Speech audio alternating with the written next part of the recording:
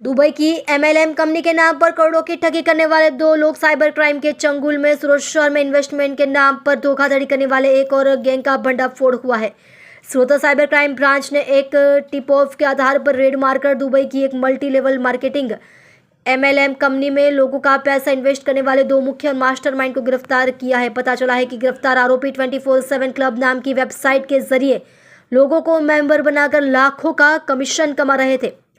Cyber crime team ने मिली खास details के आधार पर दो अलग अलग जगहों पर रेड मारी। इस ऑपरेशन के दौरान शैलेश धमेलिया और उसके अंडर काम करने वाले दीपक डोबरिया को हिरासत में लिया गया। पुलिस जांच में पता चला है कि ये दोनों लोग सूरत के भोले भाले लोगों को लालच देकर एक विदेशी कंपनी में इन्वेस्ट करवा रहे थे। पुलिस ने मौके से एक लैपटॉप और 3 मोबाइल फ़ोन जब्त किए हैं और जांच तेज कर दी है। स्कैम का जाल इस तरह बिछा गया है कि लोगों को शुरू में 9,000 रुपये की शुरुआती मेंबरशिप लेने के लिए उकसाया जाता था। एक बार जब कोई व्यक्ति जुड़ जाता था तो उसे दूसरे लोगों को जोड़ने का लालच दिया जाता था। दीपक डोबरिया अब तक उसने 3,000 से ज़्यादा आईडी बनाई है, जिसके बदले उसे हर महीने 4 लाख रुपए का कमीशन मिलता था।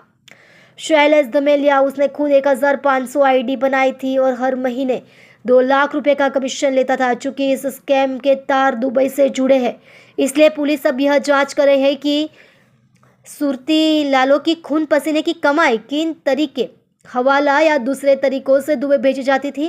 इस नेटवर्क में और कितने लोग शामिल हैं और अब तक कितने करोड़ के ट्रांजैक्शन हो चुके हैं, इसकी जानकारी आने वाले दिनों में पूछताछ में सामने आएगी। देख रहे हो न्यूज़ 9 सुरती चैनल के साथ कल्पेश राणा की रिपोर्ट।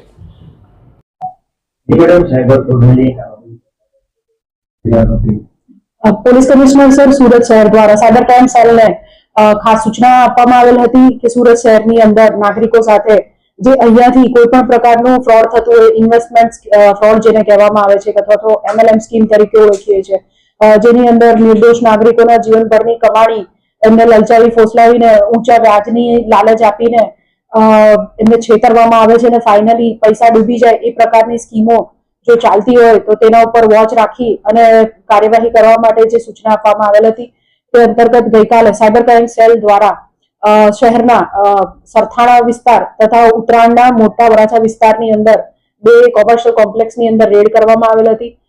મળેલ બાતમીના આધારે રેડ કરતા કુલ સુરત સાયબર ક્રાઇમ સેલ દ્વારા આજરોજ ગુનો દાખલ કરવામાં આવ્યો છે, જેમાં મૂળ બે આરોપીઓ દીપક ભૂપતભાઈ ડોબરિયા તથા શૈલેષ નટુભાઈ ધામેલિયા બંનેની ધરપકડ કરવામાં આવેલ છે।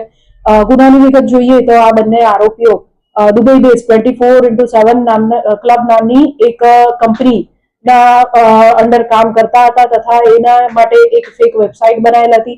આ લોકો સામાન્ય નાગરિકોને ભોળવીને રૂપિયા 9,000 થી શરૂ કરી જેટલું પણ તે રોકાણ કરી શકે એટલું રોકાણ એમની પાસે કેશમાં રૂપિયા લઈને કરાવતા હતા।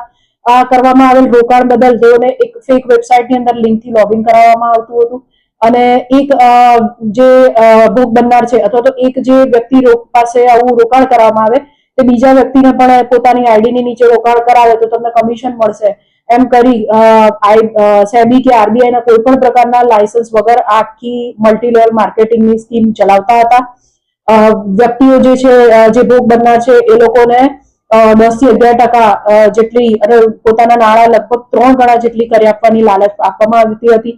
જો એક વ્યક્તિ રૂપિયા 1 લાખનું રોકાણ કરે તો દર મહિને એમને 10% પ્રમાણે રિટર્ન આપવામાં આવશે એવી લાલચ આપવામાં આવેલી હતી। આ અંગે અત્યારે સાયબર ક્રાઇમ સેલ દ્વારા વધુ તપાસ ચાલુ છે। ભોગ બનનાર કેટલા લોકો છે, કેટલા રોકાણો આવ્યા છે અને આની અંદર બીજા કયા આરોપીઓ શામેલ છે, આ લોકોની આગળની એમઓ શું હતી વગેરે બાબતોમાં સાયબર ક્રાઇમ સેલ દ્વારા હાલ તપાસ ચાલી રહેલ છે।